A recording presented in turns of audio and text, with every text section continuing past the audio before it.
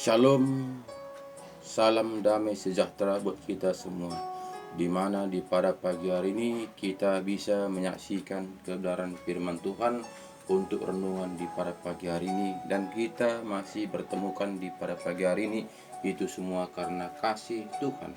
Karena Tuhan sangat mengasihi kita sehingga di pada pagi hari ini kita masih bisa tatap muka untuk merenungkan kebenaran firman Tuhan. Dari itu Bapak Saudaraku, mari terlebih dahulu kita mengucap syukur kepada Tuhan di mana pada pagi hari ini kita sudah dibangun dengan sehat walafiat. Mari sama-sama kita berdoa. Ya Bapa kami yang baik dalam kerajaan surga, kami mengucap syukur kepada Engkau ya Bapa, di mana Bapa Engkau telah membimbing, menopang, menyertai, melindungi, menyelamatkan kami dari pagi, siang, sore, bahkan di malam hari tadi kami turunnya. Dan di pada pagi hari ini Engkau telah bangun di kami dengan sehat walafiat. Itu semua Tuhan Yesus kami rasakan oleh tuntunan penyertaan perlindungan-Mu. Kami hanya bisa mengucap syukur atas semua kebaikan-Mu Tuhan. Sehingga Bapa di pada pagi hari ini Engkau telah memberikan kami kesempatan untuk merenungkan kebenaran firman-Mu. Kami percaya Bapa, firman-Mu yang akan kami baca ini Tuhan Yesus, kami bisa mengerti dan bisa memahami bagaimana sebetulnya jalan-jalan yang harus kami lakukan dalam kehidupan kami sehari-hari. Sehingga Bapa kami tidak hanya ikut-ikutan, tidak mendengarkan apa-apa kata orang, tapi kami kembali kepada firman kebenaran untuk kami mengerti, untuk memahami, karena Roh-Mu yang bekerja dalam kehidupan kami sehari-hari. Kami percaya Bapa, Engkau tetap campur tangan Engkau berkarya. Terima kasih Bapa, kami percaya Engkau menyertai renungan pagi kami dari awal pertengahan berjalan dengan baik oleh tuntunan penyertaan Tuhan-Mu.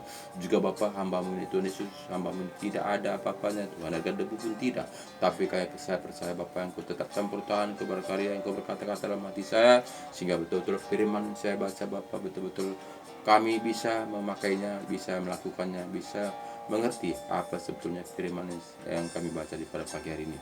Terima kasih Bapak, terima kasih, syukur Bapak untuk begitu baik. Di dalam nama Yesus kami berdoa dan bersyukur, haleluya, amin.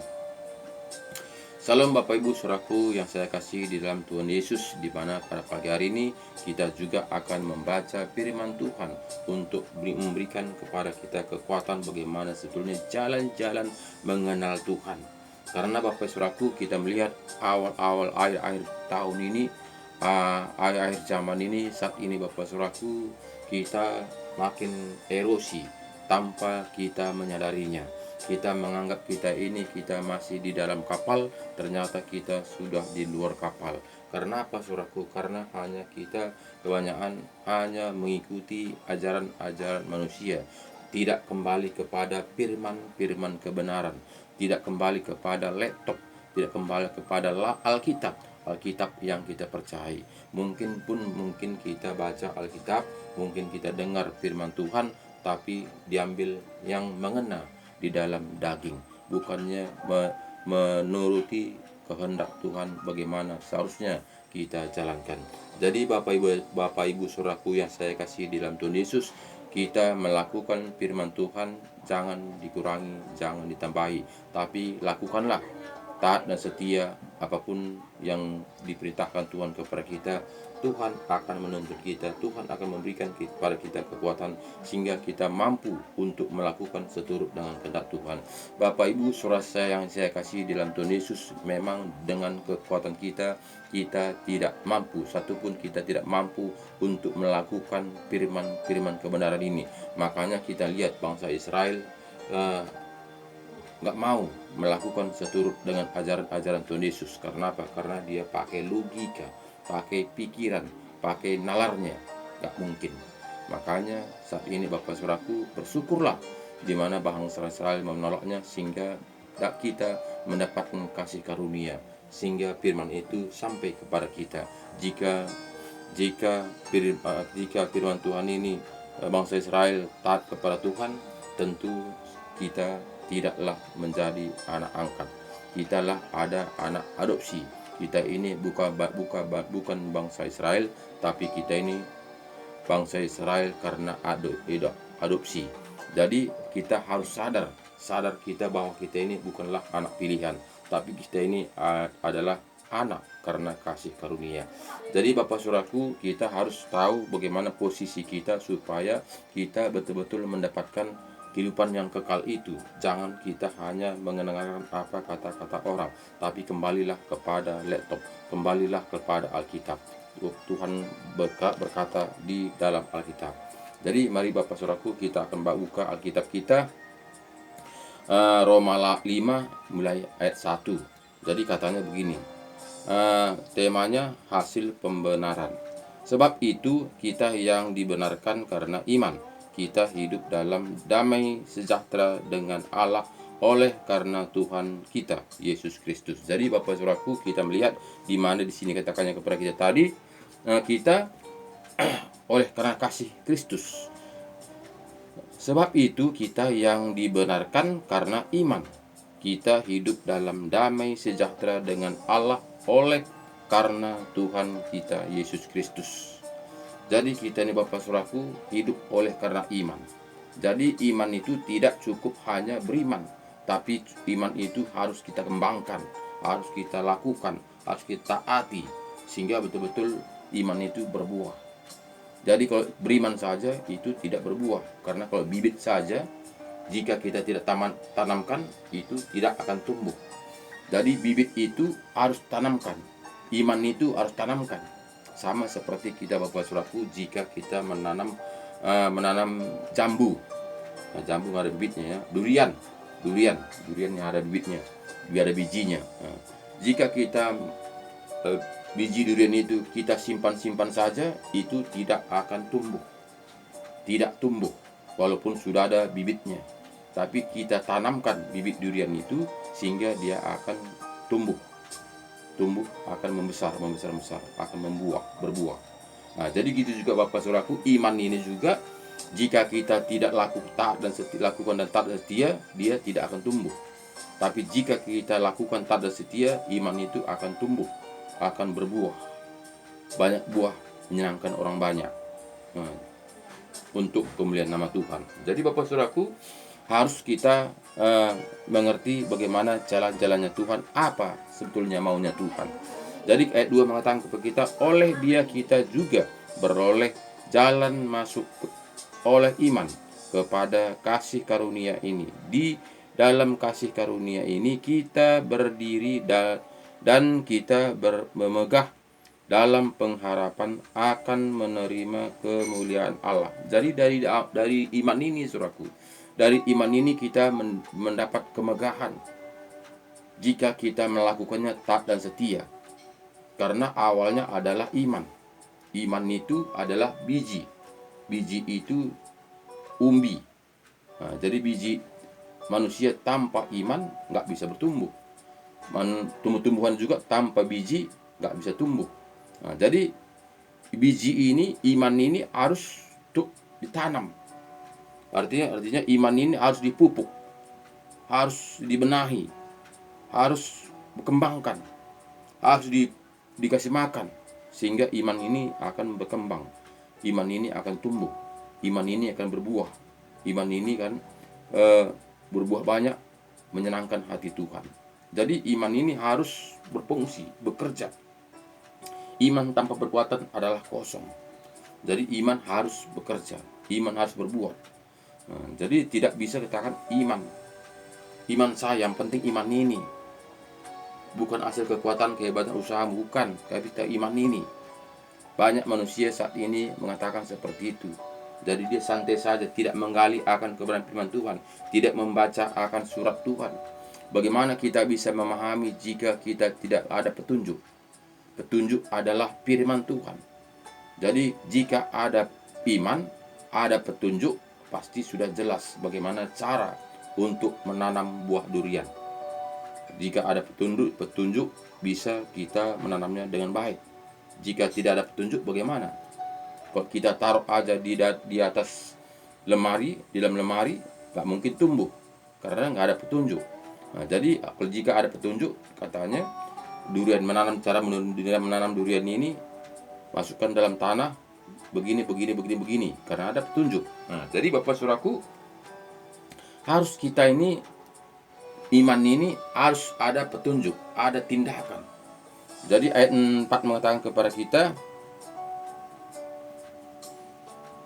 ayat 3 dulu. Dan bukan hanya itu saja, kita malah bermegah juga dalam kesengsaraan kita, karena kita tahu bahwa kesengsaraan itu menimbulkan ketekunan. Jadi kita, Bapak Saudaraku, kita melihat iman tanpa praktek, iman tanpa kesengsaraan nggak bisa. Harus ada ujian. Iman itu tanpa ujian nggak bisa bertumbuh. Sama seperti durian. Durian tadi itu bijinya itu tanpa dia berusaha untuk memecahkan kulitnya itu nggak akan bisa keluar, nggak bisa bertumbuh, pasti akan busuk karena ada kulit arinya itu. Kulit arinya itu, bijinya itu ada kulit arinya. Tanpa dia memecahkannya tidak bisa tumbuh. Sama seperti padi, Bapak Saudara. Padi itu kulitnya ada, tapi tanpa dia berusaha untuk memecahkannya nggak akan bisa tumbuh. Jadi ada usaha. Jadi bukan hanya tanam saja situ diam, umbi itu dalam, enggak. Tapi tanam, dia umbi itu berusaha memecahkan. Sama seperti telur. Telur itu, anak ayam itu dia berusaha untuk memecahkannya. Pecahkannya telur itu sehingga dia keluar. Jadi kita juga ada upaya. Jadi tidak cukup hanya bibit saja, tidak cukup hanya iman saja, tapi kita ada usaha, yaitu mempraktekkan firman Tuhan seturut dengan kehendak Tuhan. Bapak Ibu Saudaraku yang saya kasih dalam Tuhan Yesus, ayat 4 mengatakan kepada kita, dan ketekunan menimbulkan tahan uji, dan tahan uji menimbulkan pengharapan. Jadi ketekunan itu, walaupun ada tantangan, masalah, pergumulan itu, kita tahan uji, kita kuat karena ada pengharapan. Ada pengharapan. Jadi pengharapan itu, karena iman pengharapan itulah membuat kita tahan uji. Apapun tantangan, apa pergumulan itu, kita maju terus. Sama seperti kita itu antrian mengambil sembako, umpama mengambil sembako. Walaupun begitu antrian berdesak-desak, banyak orang melihat, tapi karena ada harapan dia menerima, dia tidak peduli walaupun berdesak-desak untuk antrian. Karena ada harapannya, dia akan menerima. Jika dia tidak ada harapan menerima, ya tentu ngapain dia mesti berdesak-desak untuk antrian. Tapi karena dia punya iman, dia punya harapan, dia sudah pasti akan mendapatkan sembako. Sehingga tantangan demi tantangan, bahkan desak demi desak, dia akan berjalan sampai ke tujuan. Bapak Ibu Saudara saya kasih dalam Tuhan Yesus, kita harus bekerja semaksimal seturut dengan apa yang diajarkan Tuhan Yesus kepada kita, supaya kita ini betul-betul mendapatkan apa yang dijanjikan Tuhan Yesus kepada kita. Jika kita tidak melakukannya dengan taat setia, kemana kita ini? Jika kita hanya mengikuti apa kata orang, apa kata dunia ini, tentu kita ini nina bobokkan oleh penghuni dunia ini. Jadi jangan kita mau nina bobokkan oleh dunia ini, Bapak Saudaraku. Kita mari baca Alkitab, taati, renungkan, lakukan, bertindak, supaya betul-betul kita mendapatkannya, supaya kita betul-betul mengerti bagaimana jalan-jalannya Tuhan. Banyak sekarang ini, Bapak Saudaraku, tidak akan ada kesempatan untuk membaca firman kebenaran ini karena situasi hidup sekarang ini. Sebetulnya bukan tidak ada waktu, tapi karena gesekan dunia ini, kita tidak memberi waktu untuk membaca Alkitab. Padahal membaca Alkitab, jika kita membaca Alkitab, kita ruangkan waktu kita 1 jam saja, mungkin kita bisa tamat untuk membaca Alkitab ini. Tapi karena kita tidak ada peluang untuk waktu kita berikan kepada membaca Alkitab ini, sehingga dari lahir sampai mati kita tidak bisa tamat membaca Alkitab ini. Bahkan kita tidak mengerti apa isi Alkitab ini. Hanya kita mendengar saja, mendengar kata orang.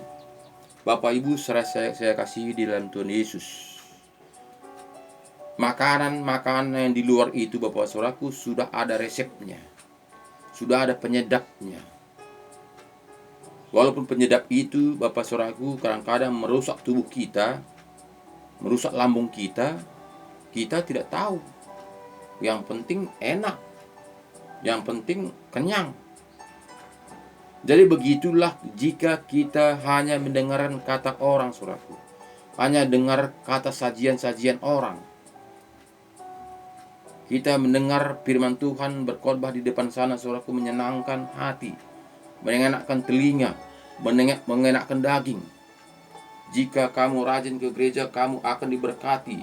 Diberkati 30 kali lipat, 160 kali lipat, 100 kali lipat. Berkati, berkat terus. Jadi pikiran kita ke gereja itu supaya kita diberkati. Jika kita hanya mencari berkat, saudaraku, tidaklah Lazarus menderita seperti menjadi peminta-minta. Tidaklah dia menjadi borokan. Tidaklah hanya anjing kawan yang menjilat boroknya, saudaraku. Bagaimana Lazarus itu pamannya Yesus. Masa paman kita tidak mau kita membantunya? Masa tega Yesus melihat pamannya dijilat anjing? Masa tega Yesus pamannya jadi peminta-minta? Kenapa Yesus membuat pertunjukan Lazarus menjadi peminta-minta? Karena tujuan kita bukanlah dunia ini. Ketika kita lihat bagaimana Lazarus ketika dia dipanggil, dia adalah di pangkuan Bapak Abraham. Sedangkan yang bekerja untuk dunia pesta pora seperti orang kaya itu, dia mati akan masuk ke dalam siksaan. Sehingga dia katakan, Bapak Lazarus, Bapak Abraham, suruhlah Lazarus itu mencelupkan jarinya ke dalam air dan meneteskan ke dalam lidahku ini, karena di sini panas sekali. Bahkan dia katakan, Abraham mengatakan, yang di sini nggak bisa ke situ, yang situ nggak bisa ke sini.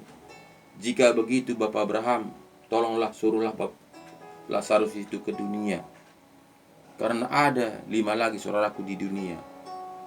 Kasih tahu kepada dia supaya dia mengikutkan, supaya jangan dia sama seperti aku ini, bersama-sama di api ini. Itu kata orang kaya itu. Ternyata Bapak Abraham mengatakan, walaupun Lazarus datang ke dunia, dia tidak akan percaya, tapi ada firman Alkitab di dunia. Itulah suruh dibacanya. Jadi itu katanya kepada kita, saudaraku. Makanya kita harus kembali kepada Alkitab. Jangan kita hanya mendengar saja. Jika kita mendengar saja, bersama seperti kita mendengarkan gosip. Gosip itu Bapak Saudaraku tadinya 1, tapi karena gosip menjadi 100. Jadi panjang ceritanya Bapak Saudaraku. Tapi jika kita kembali kepada originalnya, tentu 1. Tentu aslinya seturut dengan kehendak Tuhan. Makanya kita harus kembali kepada originalnya Bapak Saudaraku, supaya kita paham jalan-jalannya Tuhan, bagaimana sebetulnya kita mengikuti kebenaran firman Tuhan ini. Jangan kita hanya dengar-dengaran saja. Praktekkan. Baca firman Tuhan ini, uji firman Tuhan ini. Jika tidak benar, ngapain kita mesti kita susah-susah menyiksa diri. Nah, bahkan sini katanya kepada kita, saudaraku, dan pengharapan tidak mengecewakan, ya, di ayat 5 tadi. Dan ketekunan menimbulkan tahan uji, dan tahan uji menimbulkan pengharapan. Nah, jadi ujian ada, dan tahan uji itu. Jika kita hanya ikut-ikutan saja, ngapain kita mengikuti penderitaan supaya kita tahan uji? Ngapain? Baiklah kita enjoy saja, senang-senang saja, huya-huya saja, pesta pora saja. Ayat 5 mengatakan kepada kita, dan pengharapan tidak mengecewakan, karena kasih ke Allah telah dicurahkan di dalam hati kita oleh Roh Kudus yang telah dikaruniakan kepada kita. Jadi kasih Tuhan itu tidak mengecewakan, saudaraku, oleh karena tuntunan Roh Kudus. Oleh karena Roh Kudus sudah dimateraikan dengan roh kita ini. Makanya Bapak Saudaraku, berusahalah membaca Alkitab ini taat dan setia supaya dimateraikan Roh Kudus di hati kita ini. Jika kita tidak taat dan setia kepada firman Tuhan, kita tidak akan dimateraikan dengan Roh Kudus sebagai jaminan untuk milik Allah. Tidak, saudaraku. Makanya banyak saat ini kita hanya memakai logikanya, kepintarannya. Dia menyampaikan firman Tuhan dengan pikirannya. Dia menyampaikan firman Tuhan dengan kepintarannya. Sehingga dia bagaimana caranya supaya jiwa-jiwa ketawa, supaya jiwa-jiwa jangan ngantuk, supaya jiwa-jiwa fokus, supaya jiwa-jiwa semangat, supaya jiwa-jiwa terhibur. Sehingga banyak saat ini Bapak Saudaraku, gereja itu panggung sandiwara, panggung hiburan, panggung menyenangkan hati, panggung menyenangkan daging, tanpa kita sadari Bapak Saudaraku. Tapi jika kita kembali kepada Alkitab, harus katanya Yesus mengatakan, jika engkau mau mengikut aku, harus memikul salibmu. Ikut aku. Dan Yesus juga mengatakan kepada kita, Yohanes 14 ayat 12, jika engkau percaya kepada aku, engkau harus melakukan pekerjaan-pekerjaan yang aku lakukan. Bahkan pekerjaan-pekerjaan lebih daripada itu, sebab aku pergi kepada Bapa. Jadi kita mengerjakan bagaimana pekerjaan Tuhan Yesus yang ditinggalkannya di dunia ini. Jadi tidaklah tinggal percaya saja, tidaklah tinggal beriman saja, tapi kita harus gigih mengerjakan pekerjaan kita, mengerjakan keselamatan kita. Jika tidak kita gigih, pasti kita akan minabobokkan oleh setan. Setan mengatakan, tenanglah kau, pasti kau selamat. Sudahlah, tak usah kau gigih kali, tak usah kau berusaha kali, kau kan sudah selamat, kau percaya saja. Setan minabobokkan supaya kita tidak menggali kebenaran, supaya kita tidak membaca suratnya Tuhan, bagaimana sebetulnya jalan-jalan Tuhan, sehingga kita enjoy, kita begitu pagi hari kita langsung untuk mengerjakan pekerjaan yang ditetapkan pada kita. Kita berusaha untuk dunia ini, dunia yang kita tinggalkan ini. Setan mengajari kita begitu bangun, kita bergigih masak dan sebagainya untuk pergi untuk mencari harta dunia ini, tanpa kita bersyukur di mana kita dibangun ini pada pagi hari, sehingga kita terus pagi sampai malam terus mencari terus, tanpa kita bersyukur kepada Tuhan. Apakah kita sadar Bapak Saudaraku, jika Tuhan membuat nyawa kita sendat-sendat, apalagi Tuhan menggantung nyawa kita ini. Bahkan kita tahu jika dia gantung nyawa kita ini, pergi ke rumah sakit, ruang ICU itu jutaan satu malam. Kadang kita tidak menyadarinya, saudaraku. Kita menganggap hidup ini enjoy saja. Kita menganggap hidup ini senang-senang saja. Bahkan kita tidak peduli akan nyawa kita ini. Yang kita peduli adalah daging. Kalau daging kita ini sakit, kita pergi kemana-mana saja, kita berusaha. Bahkan pergi kita ke Penang untuk berobat. Sembuh pun daging ini Bapak Saudaraku, jika dicabut nyawa ini, apa gunanya? Banyak saat ini Saudaraku, sehat dia, mati, cabut, ketiga dia tidur, dicabut Tuhan nyawanya. Tak tahu kapan dia meninggalnya, tidak tahu jam berapa dia meninggalnya, karena pada tidur itu dia cabut nyawanya. Dia sehat, badan sehat. Jadi jangan kita ditipu oleh dunia ini Saudaraku, lebih peduli kita daging ini ketimbang nyawanya. Nyawa kita ini lebih perlu. Jika kita mungkin tangan kita kundung, kaki kita kundung Saudaraku, jika masih ada nyawa kita ini, masih bisa kita nikmati dunia ini. Jika kita tegar semuanya pun gagah, cantik, perkasa Bapak Saudaraku, jika nyawa kita tidak lagi, tidak ada berguna. Jadi yang utama kini adalah nyawa kita Saudaraku. Makanya kita hidup dalam dunia ini, kita peduli akan nyawa kita. Makanya kita buat renungan setiap pagi ini untuk membuka hati kita kembali kepada firman-firman kebenaran, supaya nyawa kita ini jangan dibakar bersama iblis, Bapak Saudaraku. Iblis itu sangat gencar-gencarnya sekarang saat ini untuk menggoda kita supaya kita ikut sama dia untuk dibakar.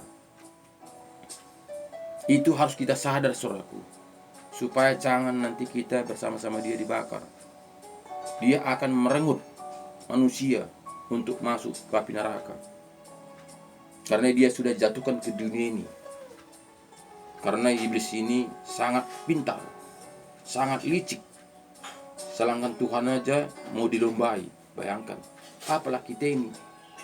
Tanpa kita kekuatan dengan Roh Kudus, Roh Tuhan, kita tidak akan mampu. Kita pasti digoda, kita pasti dirayu, kita pasti dinabobokkan. Udah, tenang saja kau. Kau kan sudah selamat, kau kan sudah punya iman, kau sudah ke gereja. Udahlah, tenang kau. Itu iblis mengatakan, saudara. Sehingga kita tidak taat kepada firman-firman kebenaran ini, sehingga kita lalai.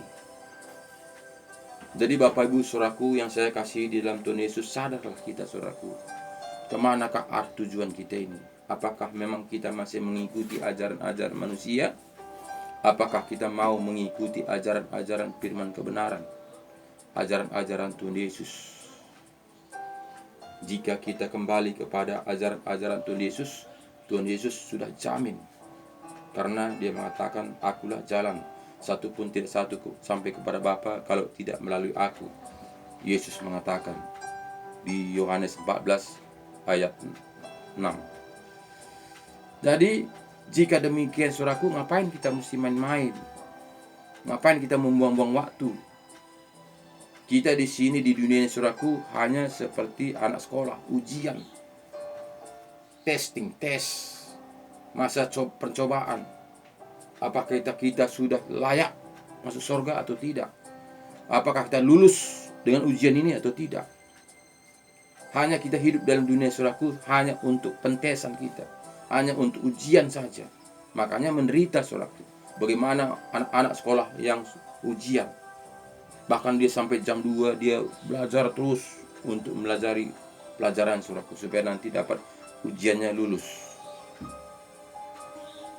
Jadi kita juga begitu saudaraku. Jadi bukan santai-santai saja, bukan asal percaya saja, bukan asal beriman saja.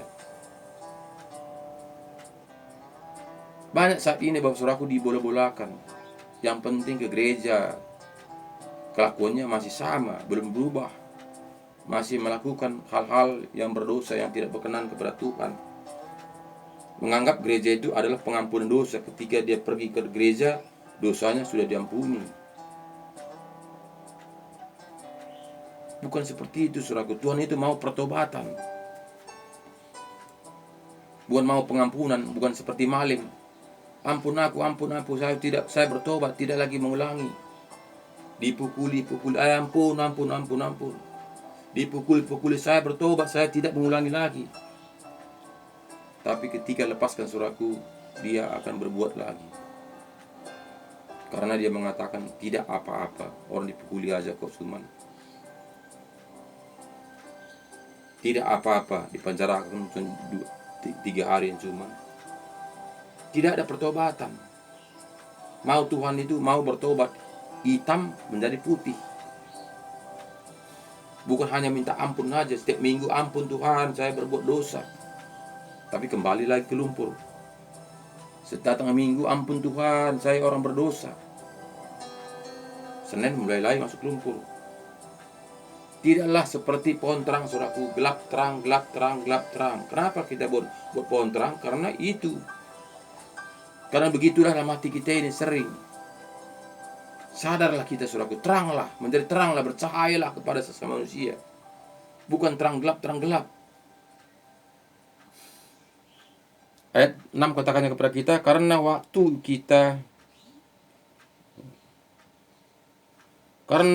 kita masih lemah, Kristus telah mati untuk kita orang-orang durhaka. Pada waktu yang ditentukan oleh Allah.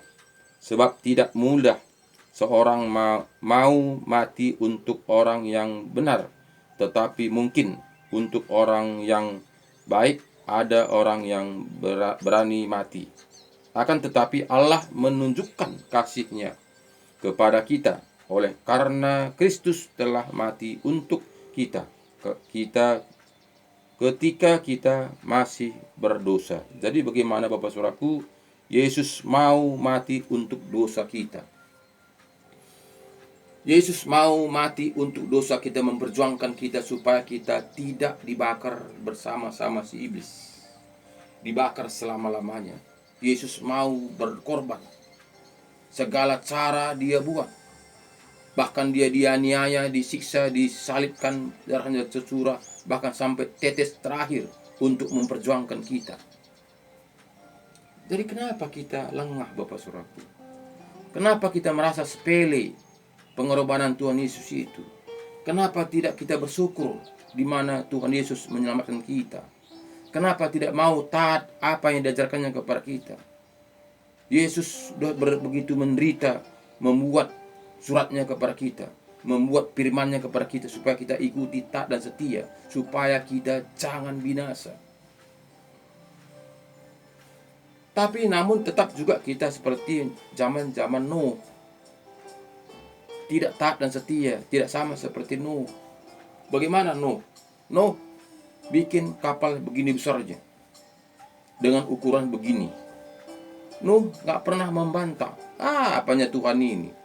Bikin kapal di atas gunung ini besarnya tak karu-karuan, bertingkat lagi, panjangnya sekian, lebaran sekian.